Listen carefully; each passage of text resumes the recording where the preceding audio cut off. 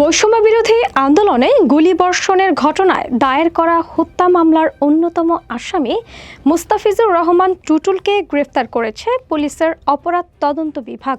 তিনি সাবেক ঢাকা দক্ষিণ সিটি কর্পোরেশনের মেয়র ফজলে নূর তাপসের ঘনিষ্ঠ সহযোগী হিসেবেও পরিচিত। সোমবার দিবাগত রাত 2টার দিকে রাজধানীর বাড্ডা থানা এলাকা থেকে তাকে গ্রেফতার করা হয়। মঙ্গলবার এক সংবাদ বিজ্ঞপ্তিতে বিষয়টি গণমাধ্যমকে নিশ্চিত করেছেন সিআইডির বিশেষ পুলিশ সুপার জসিমউদ্দিন খান।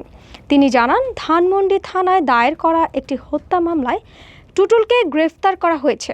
মামলাটির তদন্ত করছে সিআইডি ঢাকা মেট্রো দক্ষিণ ইউনিট।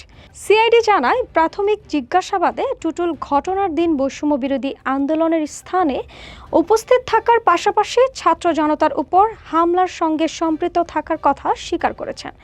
তদন্ত সূত্রে জানা গেছে, মুস্তাফিজুর রহমান টুটুল সাবেক মেয়র ফজলে নূর তাপসের বিশেষ প্রতিনিধি ছিলেন।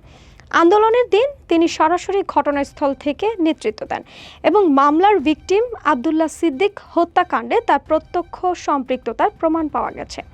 গ্রেফতার হওয়া আসামিকে আদালতে সোপর্দের পর 7 দিনের রিমান্ডের আবেদন প্রক্রিয়াধীন রয়েছে বলেও জানান সিআইডি।